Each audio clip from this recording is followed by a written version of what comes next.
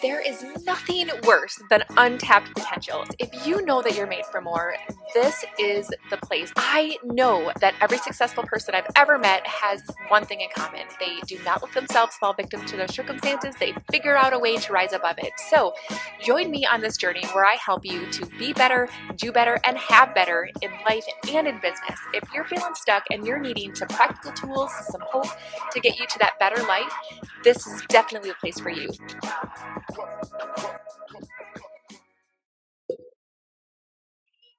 Welcome to the Unstuck Podcast. I am your host, Michelle Mimi, and you guys, we get a chance to have a really cool conversation with Leah Biscardi. You guys, she is a photographer who literally uses storytelling to showcase products. Like, it's such a cool story, and I can't wait for her to share with us all of her techniques, her ways that we can really show up in our life and our business through really amazing storytelling. So, Leah, thank you so much for popping into the show today. I am so excited to just talk to you, to share your story, and let's get the word about you out to this world. So welcome to the show.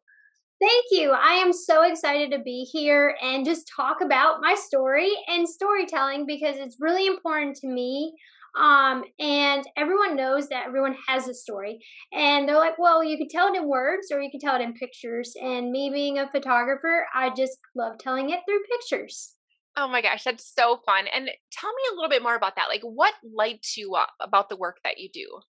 So it's amazing to me that my journey has brought me to this point because I never really thought that a storytelling product photographer was a thing. I guess these days you can kind of just make up your own thing and it goes Right. with. Yeah. But it's working with the small business owners. And I mean, like the local small business owners that you see on a Saturday, 9 to 2 p.m. at a farmer's market trying to sell their handcrafted goods. Yeah. And nobody really knows about them. Nobody Yeah. really thinks about them because when they want to buy something, they usually go to Amazon or a big box store that sells it for really cheap and can really just mass produce it. And they don't think about the little guys or the little girls, as you can say, that are building their businesses from the ground up and really trying to showcase their talents and skills. So I think storytelling is telling that journey because everyone says like, yeah, I just started it as a side hustle or a side income because it was my creative outlet. Yeah. But the problem is so many people have creative outlets, but their story of how that became their creative outlet should really be the part that's shining, not just that they're selling something at a farmer's market on a weekend. Right. Right. I mean, that's just it, right? Like, we connect, we buy from people. And I feel like when I at least buy from people that I just met or I know that are hustling just so that they can get out of their day job, or they have an organization that they're trying to support, it makes me feel as a consumer like I am helping the cause, and it makes me feel connected to the person, the product. And I love how you take your passion for photography and you help to bridge the gap between the consumer and the person who's just out there trying to show up in the world and trying to make a difference in the big and small ways. And I totally agree with you. I mean, my gosh, like, convenience is everything these days, and people don't care that they could be helping a small family literally be able to pay for daycare versus, making some billionaire, more rich. And so I just think that it's so cool what you're doing. And tell me a little bit about your story. Like, how is it that you came to be the storytelling product photographer extraordinaire? So it's a really long story and we can spend the entire time talking about it. But the quickest way I always explain it is that I actually went to school for science education. So when I tell people my degree is actually in biochemistry, they're like, how did a biochemist become a photographer? So that's for another day. And if you want to shoot me a DM and we can talk about that I love story. it. Yeah. But basically, I wanted to change the world, as everyone wants to do, change the world. So my slogan throughout college was help one student every day for the rest of my life. And I was like, okay, this is awesome.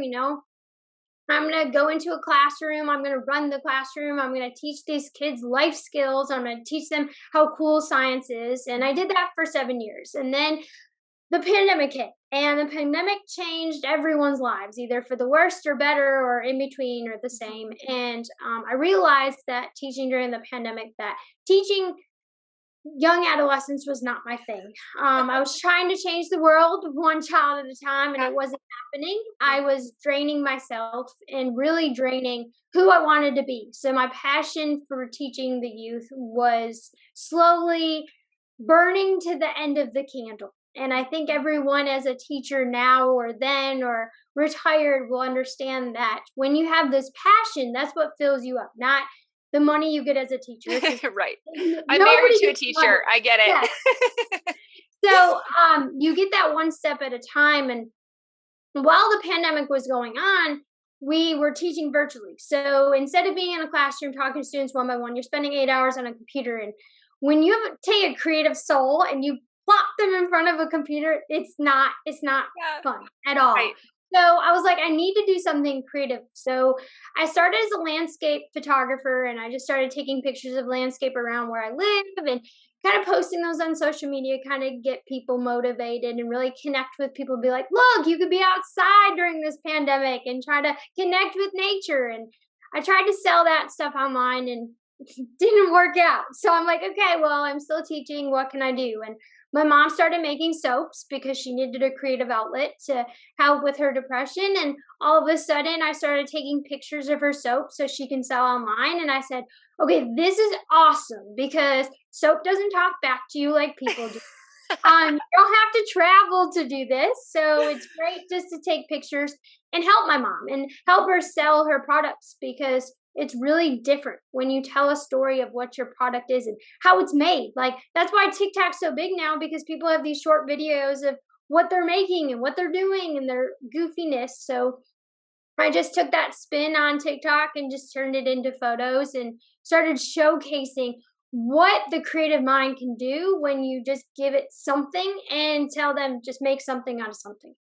I love that so much. And I'm going to guess that there were some highs and lows on that journey too, right? Because I think that sometimes we can have such a perspective of where we should go and what we should do. And I think that it's so fun because when we bring in that side hustle or we bring in that alternative creative outlet, at least for me anyway, it literally like lit me up from the inside out. Like I was doing everything that I knew I needed to do. I mean, I don't know if I've talked to you before when we were chatting before, but I'm a nurse anesthetist. At one point in the crazy life, I actually did have a photography business because stubborn me, like had a newborn photography shoot with my son. And I'm like, shoot, I can do that. Like, I'm going to learn that. So I bought a camera and a book and some glasses. But it was like, it lit me up because all of a sudden I had this like science brain with this creative outlet that was able to start being unleashed. And I think that that was the tiniest little seed for me that allowed me to recognize that when I did start my first like real online business that I tried, like that all of a sudden unlocked this part of me that I didn't even know was there. And Yeah. so I think that it's so cool that you not only did that, and I would love to hear more about that story in there, but that you help other people share that story, that journey, that why behind the product. And so tell me about your journey. Was that a hard thing for you to do?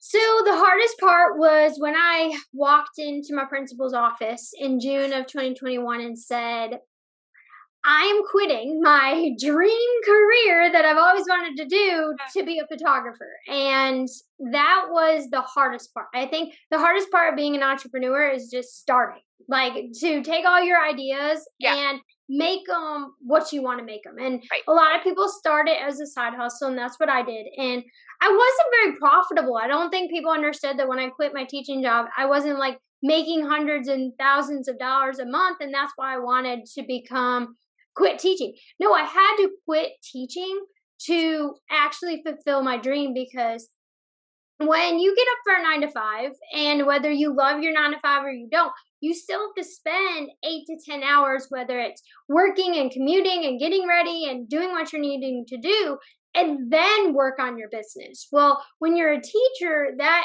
8 to 10 hours can become 12 to 14, and Yeah. you're working weekends. There's no room to build a business. So and then if you add on being a mom on top of that, which I am not, that's even more hours. So Yeah. I think the hardest struggle for me was, do I have a stable income and only have my business grow a little bit at a time? Or do I take that big leap of faith, Yeah. quit my full time job, and hopefully build my business so that I can make a stable income? Yeah. And if we were in a movie, I think everyone would be like, "Oh, this is the time where she like stumbles upon this cool photography contract with this small business and makes all these thousands of dollars and able to pay the bills and she's happy and living her dreams." And that did not happen. So 6 months in, I was paying my bills because I saved up a lot of money because I knew I was going to quit, but Yeah, yeah. nope, wasn't making thousands and thousands of dollars a month to pay the bills, but I didn't want to quit. Mhm. And I think a lot of people can connect to that, that like once you start working on your dream, you don't want to quit because you Right. know you have all of this riding on you. You want to prove yourself wrong because yourself told you this will never happen. This Mhm. will never happen. And you want to prove yourself wrong, or you Yeah, want to prove someone else wrong that, yeah. oh, you're never going to make a career out of that. And that's where people don't understand that that's the difference between a successful business owner and someone who's just going to coast the rest of their lives. Because Right. if you take those risks and those chances, that's what's going to make you successful. I think that, like, for me, I can completely relate to so much of what you said because just as we are recording this episode, I literally left my dream career at my 20-year career like 3 weeks ago. And you guys, like, I'll be honest with you, like, I was not making as much in my business as I needed to completely replace. Like, it wasn't an even swap. Like, I had to take a giant leap of faith. But I knew a couple things. Number one, I knew that if I had a foot in each of the boats, I wasn't truly committed to either one, right? And I Yep. think that sometimes we have to make this mental decision to commit enough to literally burn the boats. And I'm sure a lot of you guys have heard that analogy, right? Like what was it? Like some Spanish ship had a, do you know all the details of that? I But don't know all the details, but I know yeah, exactly what you're talking about. yeah. So basically you guys, like they were in having a battle. They had to take the ships and they had to go to an island and they were going to have this battle. And when they got there, their captain told them to burn all the boats. And the soldiers were like, "Well, what do you mean burn all the boats? Like we're gonna die if you burn all the boats." And he's like, "You're going to die or you're going to win because if we win, we could take their boats." And so it's that commitment. Like you have to sometimes just decide to burn the boats and jump in, even when you don't have all the answers, even when you haven't completely replaced your income, even when you even have some self-doubt inside of you. It's still hard, but like you said, you just can't quit. And I think that sometimes it's hard because it can be lonely as an entrepreneur. It can be, where we're not seeing the stability or seeing the success as fast as we think we should, or we're looking at other people online and thinking that they have it so much easier than we do. And we can tell ourselves all kinds of different things. And so I love talking to other entrepreneurs, Leah, that understand and we can inspire people with the real story, right? The Right. real story behind the scenes to say, girlfriend, boyfriend, like you have what it takes as long as you're willing to commit and don't quit, right? And that's the part that people don't understand is that you can't quit when times get tough. Mhm. And that's where I was like, okay, now I have to make a decision. I'm not making the money I want, so how do I get out of this? Do I quit Yes. my business that I've been working on for 6 months and go back to teaching, or do I do something different? And that's where my life changed again, where I applied to a part-time job and I said, well, I need extra income, and if I do a part-time job I can still work on my business, but I can also get that stable income, and people do it all the time. Yep. And then I was like, oh well, then I'm going to get another part-time job that was part-time and fill in that. And what I did was I applied to a social media company because I was like, I need to know more about social media. So this is a win win. I get paid to work at the media company, but I also learn skills that I can apply to my business. So Yeah. sometimes when you get that little bump in the road, and I'll call it a little bump because it was more than a little bump, but and then you find another pathway. So you were going to go right the whole time, and then all of a sudden you make this giant left turn, and Right. everyone's like, "What are you doing? Are you quitting your business?"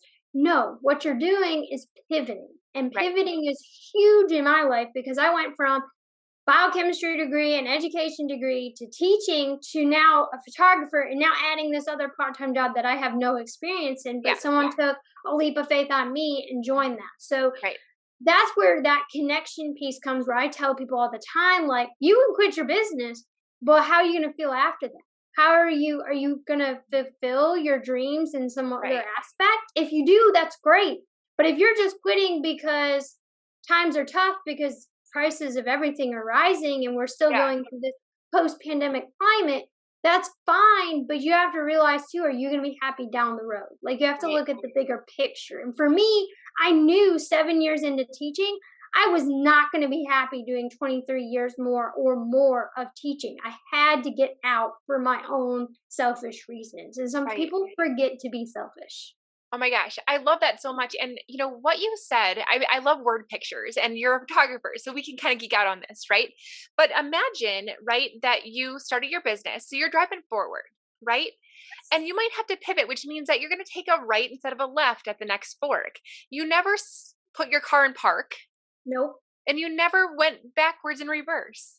What you Nope. did was you decided, you made a decision to go right or left instead of going backwards or parking the car.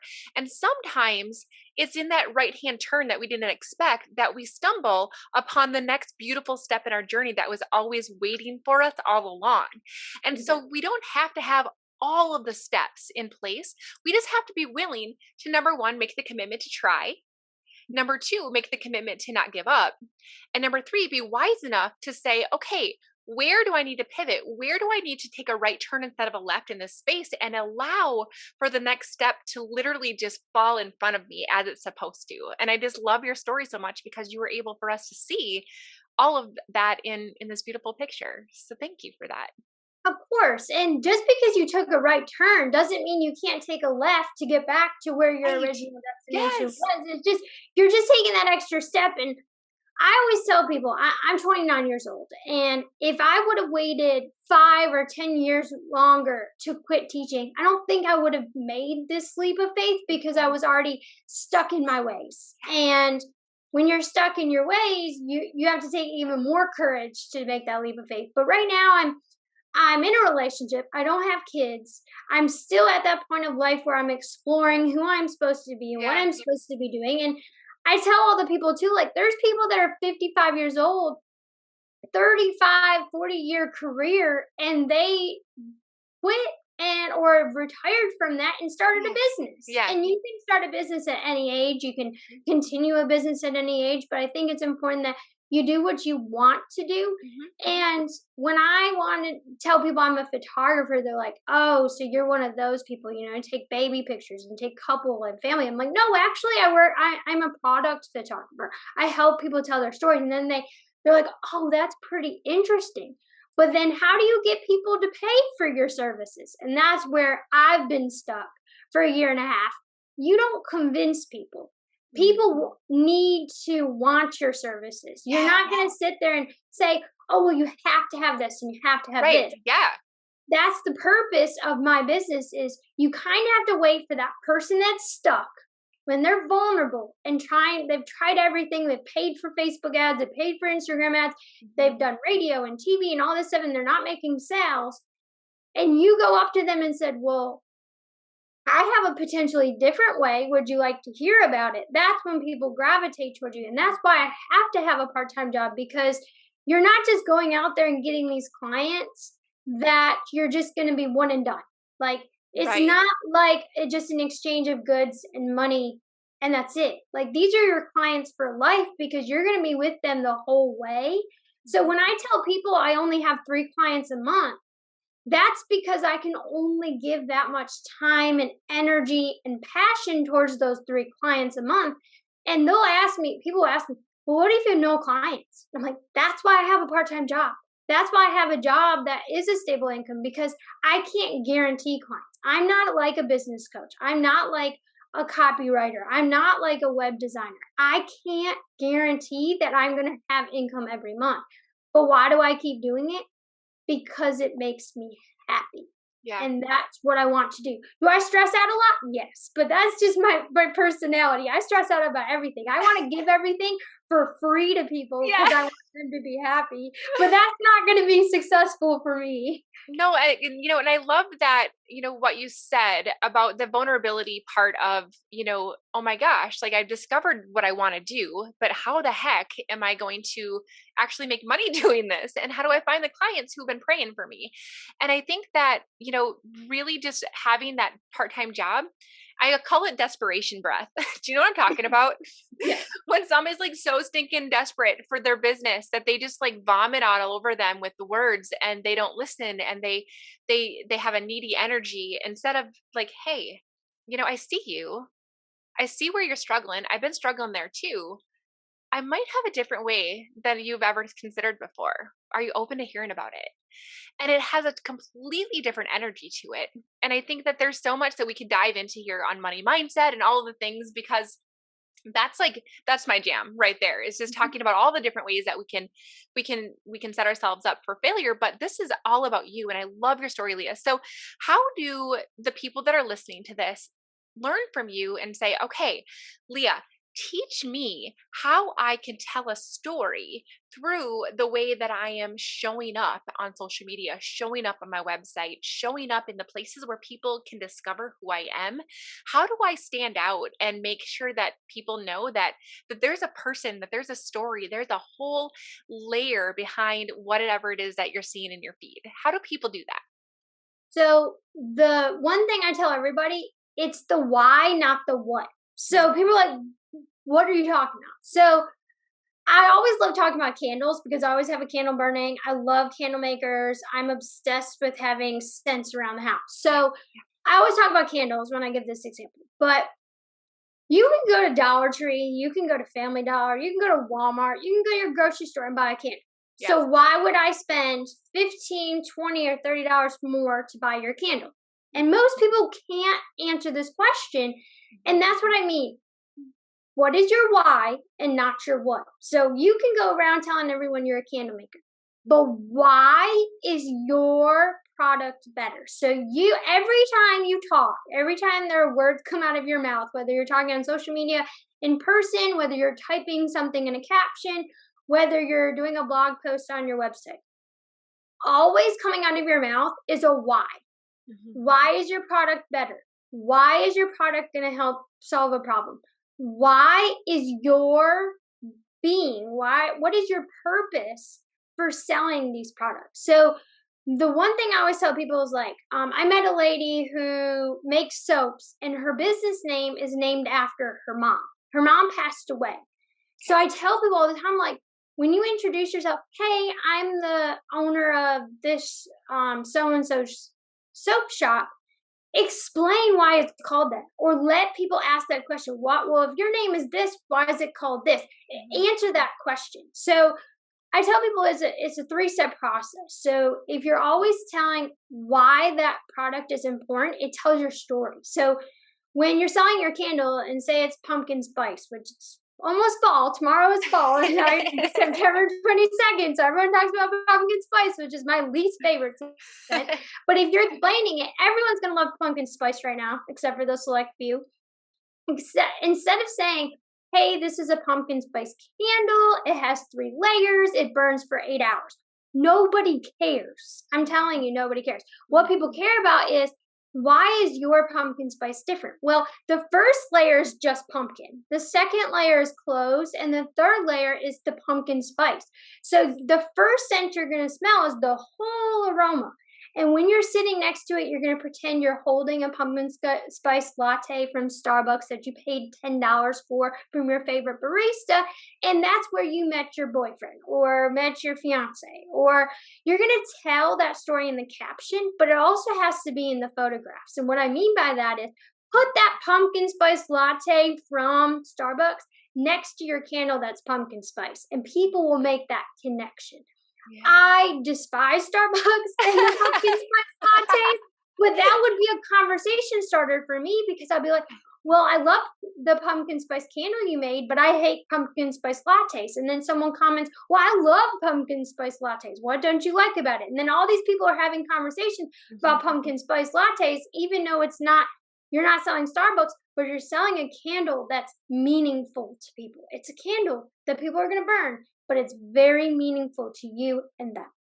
And do you also find that, there's an important part of bringing in kind of the why we're in business or why we want to help the people that we do, or what's the story behind why we started our business in the first place? Do you find that those kind of origin stories and kind of the inside story behind the brand is really important when we share who we are as well?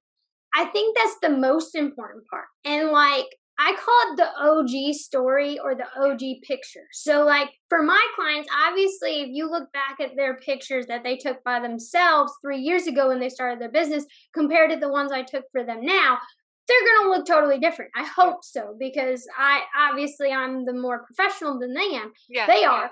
But the thing is, like, if they bring up that picture of that first candle they ever poured, Yeah. that first one, and it looks very like uneven and the scent doesn't burn very well, and they talk about like, okay, well, I was in my basement one day and I bought a candle making kit from a store and I was just curious to see if I can do this, and I wanted to start this business to show my daughter that we can be entrepreneurs. Like those should be things you put in every part of your story. And that could be in a picture. Like you could post that picture once a month and tell a different part of that story. Yeah. Or if you go live and people are like, oh, well, I've never heard of you before. Instead of just introducing yourself as like, I'm so and so that makes candles, you could talk about how, like, when I first started candles, I almost burned the house down because I wasn't burning them right. Or talk about your mistakes when you started and why you started and why you're continuing. Like I told you guys about how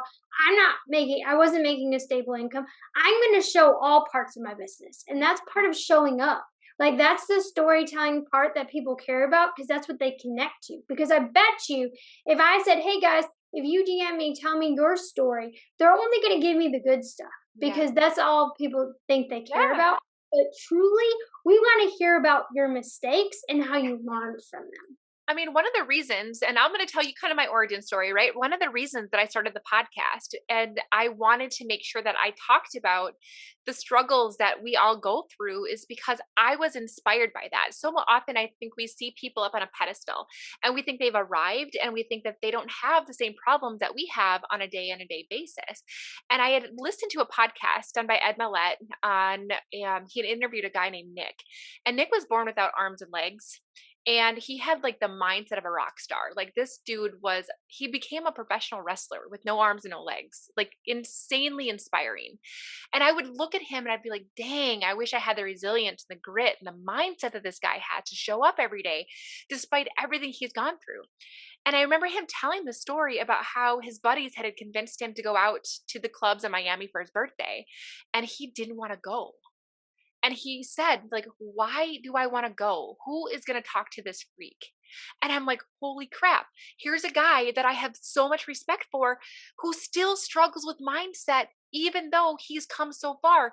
Maybe there's nothing wrong with me when I stumble sometimes. Maybe there's nothing wrong with me when I have setbacks. And I think it's so important that we show up in our vulnerable state, because his one sentence made such a difference to me that he inspired me to start this podcast. And I've talked to him about it. And I think that you guys have to remember that it's in our vulnerabilities, it's in our stories that we make the biggest difference. And I am a coach, and so oftentimes I hear people, entrepreneurs especially, who are afraid of even starting a business or who are afraid of putting themselves out there on social media because they don't want to be imperfect. They let their fear of imperfections keeping them from showing up in the first place. And it's like, oh my gosh, if you would have looked back, you guys, at my first posts or my first messages that I sent to people when I started my business, it's downright embarrassing. But it shows how far I've come. It shows that I'm perfect. It shows that I was willing to try, even though I didn't know what the hell I was doing. And I think that that's when people can relate to us, don't you think? And so showing up and being imperfect and not being afraid to getting it wrong and to actually showcasing that part of ourselves instead of trying to bury it and pretend it didn't exist will actually help us to connect with the people we're meant to inspire. And that's the amazing part of just showing up in your business. Like, I'm on here with no makeup, never wear makeup. My hair's pulled back. I'm wearing a Nike dry fit shirt. Like, this is who I am every day. Yeah, And when I go live every morning, when I'm walking my dog, I'm walking, I'm out of breath, like I'm out of shape, like you can hear me breathing, but that's because I want to show up every morning. And my walk is the only time that I'm able to just be outside and kind of talk about what I'm doing. And I think people forget that just showing up and showing who people are buying from is yeah, really important, because like you could talk about, okay, my son was in the hospital for 2 weeks, I'm sorry, I've been MIA, like I haven't packed any of those orders. People will understand if they are genuine people. Not everybody understands, but if you actually tell them just a little bit of your personal life, they're more likely to and more willing to buy from you, right. because they know you're a human and that you're not perfect. Like, literally, I didn't go to bed till 5 a.m. this morning, and I have a coffee chat every Wednesday at 10 a.m. And I went to sleep at 5 a.m., fell asleep past my alarm. It was 10:30 when I woke up. I missed my own coffee chat. And I was like, I told everyone, I'm human. Like, I Yeah, missed it. I'm sorry. I had so many inboxes like, where are you? What's going on? Are we still having coffee chat? I haven't heard from you. And yeah, that's just because I'm human. Like, that's what yeah, happens. And you should be okay with showcasing that. Like, oh, well, I made a mistake. yeah. Moving on. Like, it's life. And I love that. And I'm really drawn to the whole like candle making idea right now. I mean, that's like completely not even in the realm of what I do, but I just think it's cool because I love how you're bringing storytelling and vulnerability into photography and emotional connecting with clients. And so like this is an I just pop that thought in my head. Like, okay, so whenever I smell lilacs, I think of my grandma, right? Right. And I think that, like, what do I think about my grandma? Like, she was a freaking resilient, amazing, empowering woman, right? So, what if you were a candle maker who made a candle scent as lilac that you named it resilience? And then you go on and you say, hey guys, like, this is my latest creation. It's called resilience. I named it because blah, blah, blah. People are going to connect with the resilience part, or they're going to connect with the lilacs part and who that makes them think of. And you notice how we can take all of that and we create this beautiful story, this picture that allows people to connect with what it is that we have. People are not going to buy the candle, they're going to buy the feeling, the story, the association, the emotion that is connected to that candle. And it's so powerful. Girlfriend, you are amazing. You're on fire. And I want you to believe in all of the amazingness that you're going to connect to and attract to you because you're on fire. I'm so glad you're here. I'm so happy to be here. And I cannot explain enough to people that the story is what matters. And go back to what I originally said, the why, not the what. And just like you said, people are not buying the candle because it's a candle. They're buying the story, the emotional ambiance. And that's why a lot of people don't realize that you need to know who is buying your products and who wants to buy your products, because that's who you're going to speak to. That mom that has 3 kids that never has alone time is going to want that good smelling candle to put next to the bathtub while she's drinking her wine, and gonna love and soak it up. So instead of posting, hey, this is just a candle next to a bathtub, Yeah. make that candle wine scented. So it's gonna make that woman be like, okay, every time I smell that candle, I'm gonna want a glass of wine and I want some alone Yeah, time, yeah, because I three love it. kids I can are even see the label right now because I'm a mom. I'm like, leave me alone. Like, it totally connects with us that are like, okay, I just need my time in my bathroom. Like, please. or So it could be called like, don't whine for me. I'm having alone time. I love it so much. So there's so many fun, amazing ways that you can get creative with your story. One of my favorite books on this subject, you guys, is The Power of Why by Simon Sinek. I know that I'm sure that you embrace that book because it's such a great resource. And I'm sure that people can absolutely connect with you and get all of your amazingness. I'm sure that you would be happy to brainstorm with them and really be able to showcase everything that your skills have to offer them. In all of the ways that you can connect with Leah are in the show notes, you guys. Is there anything else, Leah, that you wanted to mention before we pop off this call that we haven't had a chance to touch on yet?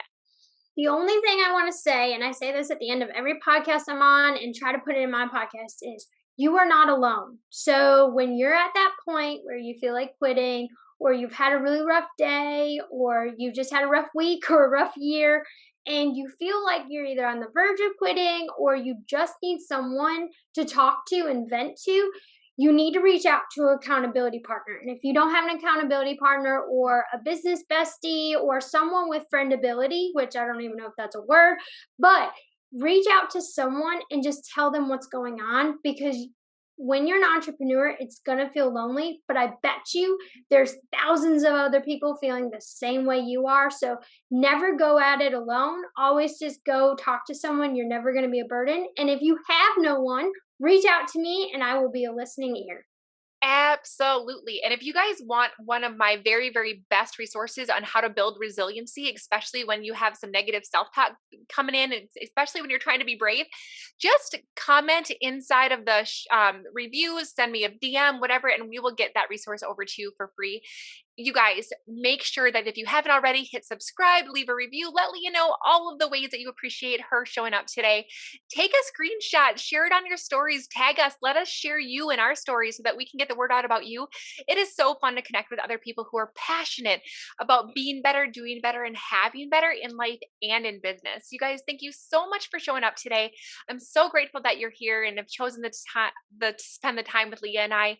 And we just want to wish you all the best week. We'll see you here next Wednesday. Thanks, everybody. Oh, and Leah, real quick, guys, I always ask my guests to think of a question to ask of you to help you move forward. Leah, what would you ask the audience to think of that's going to help move them forward from where they are to where they want to be?